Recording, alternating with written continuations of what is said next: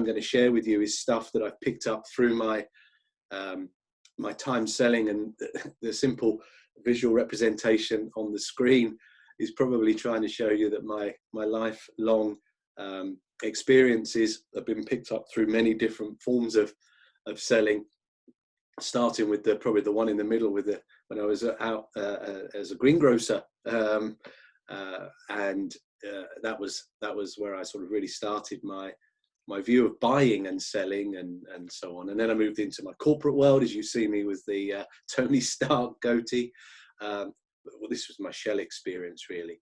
And then, as you know me now, as the sales mindset coach. So I'm sharing with you experience, and I think that will come evident as we go into why I want to share with you the things that I want to share with you.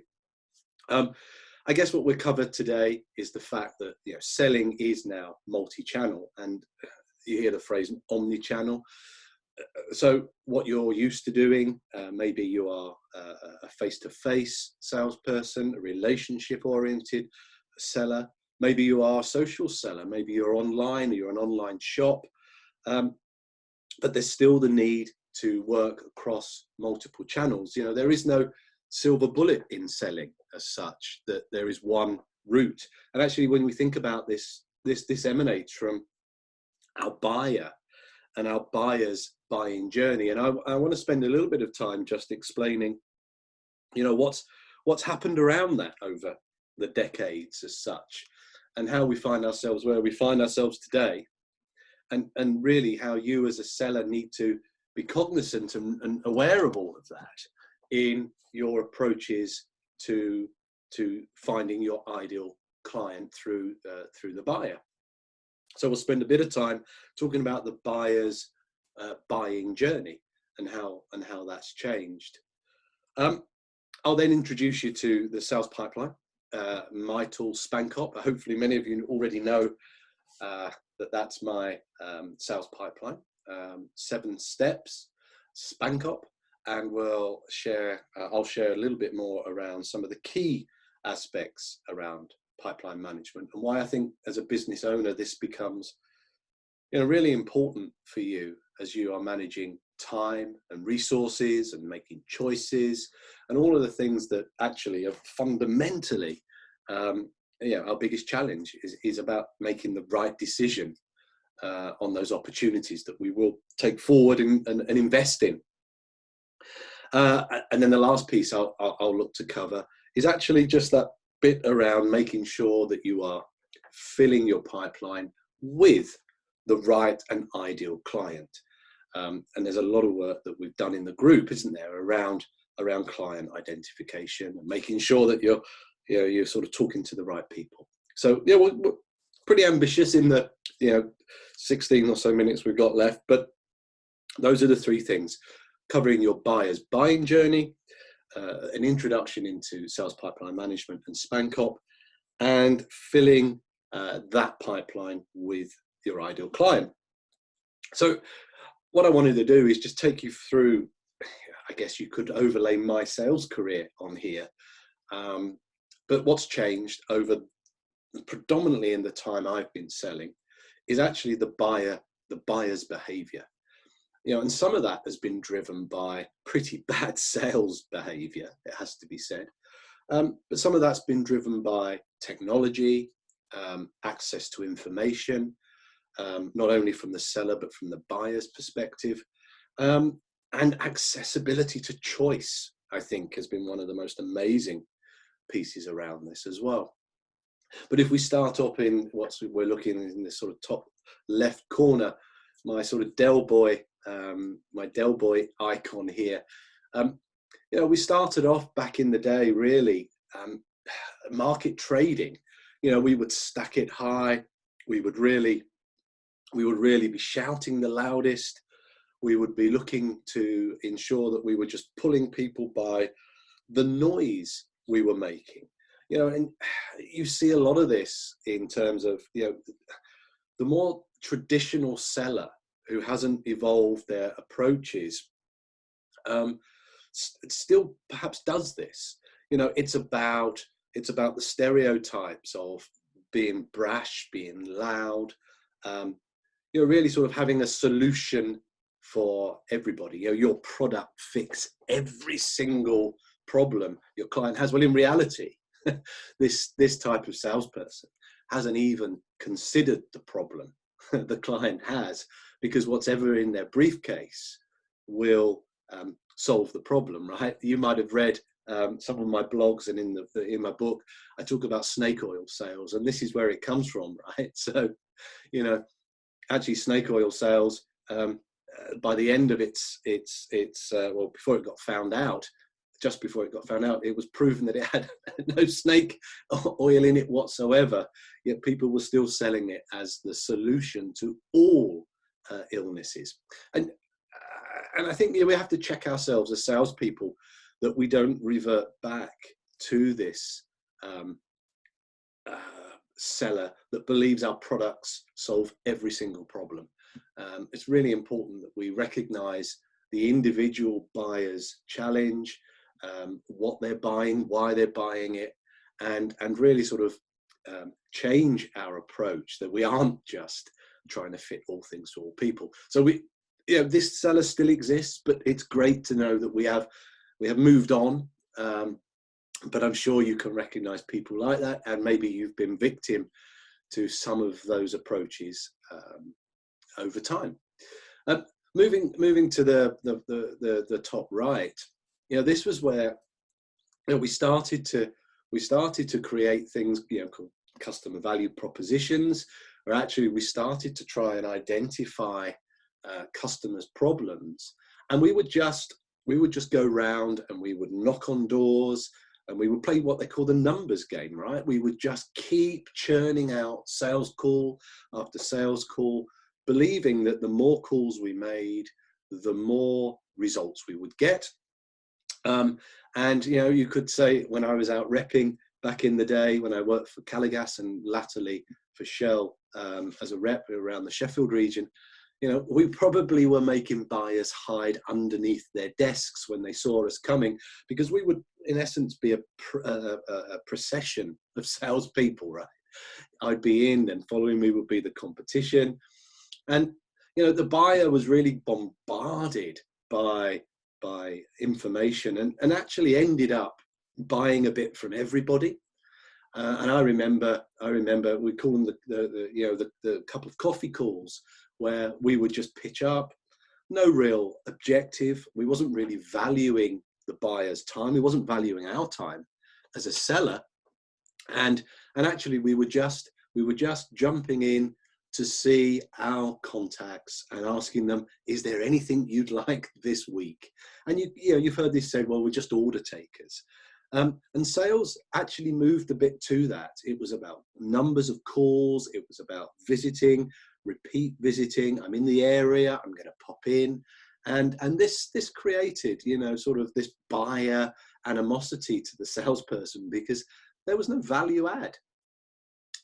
We move on, and then because of this buyer avoiding the physical visit from the sales rep, we started to think, well, how can we get past this? And in the bottom left, yep, it's that cold calling mindset. It's that cold calling activity, that I know goes on now. But, this was a way that we surefire as salespeople could get to our decision makers or to the business owners. We would just phone them up. We would call them. And, this started off as a very effective way of making sales calls. And what was quite interesting at this point is that buyers actually wanted this to happen, because they were driving things not only to the internet, but to the telephone, because they were then reducing costs, right? They were reducing the need for sales reps. And this is why you've started to see a number of people who work for companies, they're employing less people, because technology has started to replace the need for salespeople who just went round and made random sales visits. So cold calling, of course, now has stigmas attached to it. I'm sure that we've all we've all experienced those cold calls, still do, I guess, to the day. There's a lot more control around cold calls, but there's still some pretty dodgy behavior. And the reason there still is because cold calling still remains the most effective outreach sales activity that there is. So if you don't cold call in your sales approach, you're missing one of the most effective ways to connect to your ideal client. So think about that. You know, are you avoiding cold calling because you don't like it? That's very different to it being a successful sales activity, because it is statistically still the most successful. But there are industries that have actually been banned from cold calling because they broke the rules. And you know, this started to become a real issue in sales. That, you know, not only now will we trying to phone our buyers up, that actually people stopped answering the telephone. And in the bottom right hand corner, you know, we're probably the only profession, sales people or industry, whatever you want to call us, that has created a job of the gatekeeper. Right? The gatekeeper is now in place to stop unwanted visits by salespeople and unwanted telephone calls. And their job is to filter out the non-value added interactions from going to the buyers, the business owners, the decision makers. I mean, can you imagine any other, I can't think of many other professions where a job has been specifically created because of the behavior of the people in the industry. Now, I'm not saying this is solely the reason for this, because there's a lot more other reasons and other tasks that gatekeepers undertake. But actually, it is a valid role. I mean, remember though that the gatekeeper is a job, and it's their job to make sure value-adding contacts, information, phone calls go through to buyers and decision makers. So, you know, don't think about them as the enemy, as the devil, as this image points out, but think about them as having a valid role, and how your job as a seller is to demonstrate the value that you add, and to use them as part of the sales process, right?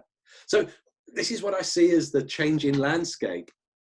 You know, of course, as I've said in the previous, when I showed you the previous slide, sales is omni-channel, it's online, it's offline. This very much is from the buyer's perspective, and how the buyer's behavior has changed over time. Now, what hasn't changed, of course, is the need for you to have a sales process. And that sales process can be straightforward. It could be you know, contacts. It could be contacts. It could be one business. But I like to run on a 7-step process, as I'm sure many of you know, and that's called SpanCop. This is a traditional B2B sales process where it starts with the suspect, moves all the way down to payment. Now, your sales process might be far simpler to this. As I mentioned, it could just be a prospect, it could be negotiate, it could be order. It doesn't matter. But I think the value is that you have a process, and you know where you are, therefore, in the buyer's buying journey and your selling journey. Because if you can match those two things up, the conversations that you have are pretty straightforward and pretty easier, as I say in my book and in other things, Selling Made Easy. Now, it's made far more difficult if you're not cognizant of the buyer's behavior, the buyer's journey, and where they are in their buying process. And if you're not following a sales process, you've actually got chaos, you've got anarchy. And that's in essence, we're trying to avoid that. We're trying to create a pretty straightforward flow, which is actually why I represent my sales process as a funnel. The theory being, if we're putting the right things in the top, gravity pulls the right things out of the bottom. And actually, you might have seen this represented as a sales pipeline. And I think pipeline is slightly the wrong diagram, because that's applying pressure. Others have said that actually this is probably a sales sieve, because you put things in the top and you're always allowing things to fall out. And I kind of recognize that as well. And however you want to visualize it, the point is, have a sales process, and have a sales process that matches up as best it can to your buyer's buying journey. Now, my 7 steps start off with suspect, prospect, approach and analyze, negotiate, close, order, and payment. Now, I just want to hover on a couple of the really important steps that I see here, but just to run through them all first. Suspect. Now, this is, if you like, your universe of opportunities. This is like everybody that you could possibly imagine might want or need your product or service. You know, picture a suspect world as a world where you go into a networking event. You don't know who's going to be there. They're probably from very different markets. They're probably from different sectors. But you're going to that networking event because deep down, they're a group of people that might want or need your product. They might know people that want or need your product. So there is a suspect, your universe of opportunities. Prospects are qualified, right? So prospects are qualified. These are people that have shown and demonstrated that they would value and benefit from your product or service. So this is where I normally start counting my effectiveness, because a suspect really doesn't matter in terms of how I capture and count my sales pipeline strength. That's the amount of opportunity I have in it, because only when they're qualified do I count it. Leaving the prospect, we go into the approach and analyze phase. And this, as it says here, is the phase where I determine the needs and establish the genuine interest. So this is almost ensuring that what you sell matches what they need, that what you're selling does solve the problem, it does create value, it does create that win-win. And that's before you move to the negotiate phase, which is actually when you start to talk about price, contract, order dates. And this is, if I do this, you'll do that. This is when you really are into the agreement part of what your offer is. And of course, you can jump there very, very quickly, and we'll talk about that soon. You can jump there too quickly. Then I move in my process into the close phase, and this could be where I'm just talking about contracts and terms and conditions, payment terms, whatever it might be, whatever your business is. The order is clearly obvious. It's when I receive the order. And then after that, I have payment. And the reason I think it's worth just recognizing in certain businesses, and in mine, in the sales coaching, sales training side, sometimes I get the order way in advance of getting the payment, right? And people can still back out. So only when payment is taken do I classify it as a sale. The order is just a great intent. Your process, this could take a week, a month, 2 months, 3 months, or your sales process could be pretty instant, right? It could be pretty dynamic. This could all happen in like 30 minutes. So, from the prospect to the payment, or the prospect to the order. So it's really important that you know your buyer's buying journey, your sales selling journey, but you've got some idea as to where you are in each of the phases, because it helps you control the conversation. It helps you take a natural flow from one point to the next without being random, confused, jumping back and forth. So let's just start with a couple of two really important pieces in the sales process.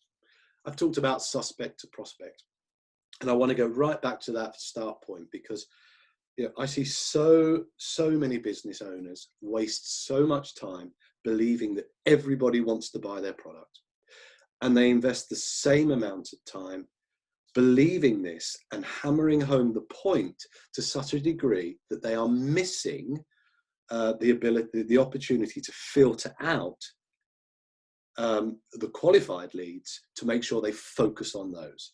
So this is a really important space that you work out what your filter is. And I'll offer you three that I use consistently and have done for 30 plus years that help me identify, what is a valued and a valuable prospect versus a suspect.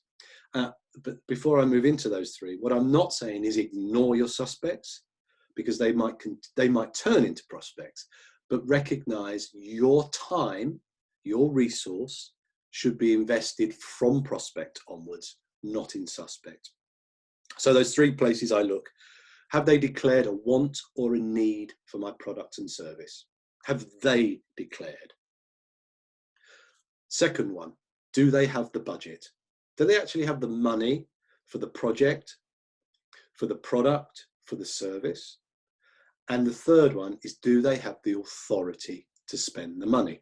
Now, laid in that one is, do you know the decision-making process? Do you know the decision makers? Are you talking to the right people? Because it could be, well, do you have the budget? Well, I need to get that secured from, okay, well, who is that? Well, my boss. So is your boss the ultimate decision maker? I guess they are in this case. So not only have you found out who the budget holder is, you found out what the decision-making process is as well.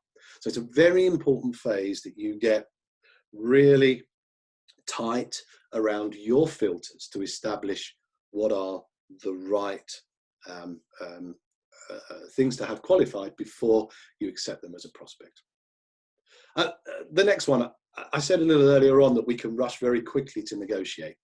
And we do that because we get a little bit carried away, a little bit excited about the fact that somebody is sharing some interest, and we say, so yeah, I can deliver that and it will cost you this. And yeah, I'm paraphrasing, I'm sure you don't jump that quickly and get that enthusiastic. But the point being, have you ever been to this point when you think you're about to close a deal after a negotiation, and then you're told, well, no, I'm not quite ready, or I don't think it's time for that yet, or I'm going to go and have a look out in the market?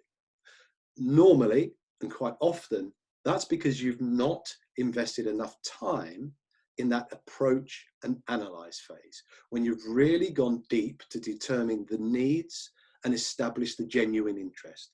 So it's almost the point of saying, okay, that's great. Is there anything else? Is there anything else that's important to you in your decision making that we need to make sure we cover at this stage before we talk about price? This ensures that when you get to the negotiate and close phase, you've everything out on the table, you've all the parameters, and you're ready to then move on an aligned way with your buyer to say, and you won't use these words, folks, but to say, we are now leaving the approach and analyze phase, and we're now going to negotiate before we look to close the deal. And signposting these clear steps is very important, not only to you as a seller, but to your buyer, because they know exactly where you are in the process. This does mean, of course, you're valuing your time, you're valuing your buyer's time, and you're being as most effective and efficient as you can be. Well, there you go, folks. So that's a very quick introduction to the sales pipeline, sales funnel, rather. And if there's more that you want about that, yeah, we have much more information on salesmindsetcoach.com website, and materials around on the courses that we do as well. The last one that I wanted to talk about is now making sure that you're filling your sales pipeline with the best opportunities, right? And so we've already spoken about the world of suspects, and that layer down about understanding who your ideal prospect is, who your ideal client is really important. And better to have in your sales funnel your ideal clients, whose problems you can solve, who you're skilled at serving, where your expertise adds value, because they're more likely to close, right? Think about your best ideal client, your best ideal customer. They generally will make your best ideal prospects. So think about, are you fishing in the right pond? Are you actually filling your sales funnel deliberately with the right kind of opportunities? So if we think about the very simple profiling tool on the right-hand side of this slide, do your blogs, do your social posts, does your networking, does your positioning talk to your ideal client? Or is this still something that's pretty loose? Something that we could do, work together and get tighter to make sure you identify and know who your ideal client is. The quicker you get to know who your ideal client is, the quicker your sales efforts and activities can be focused to the right kind of messaging, the right kind of networking, the right kind of social interactions to fill your pipeline with the right kind of opportunities. You're therefore, conversely, much more likely to understand your buyer's buying journey, and therefore your sales process becomes far more effective and more efficient. So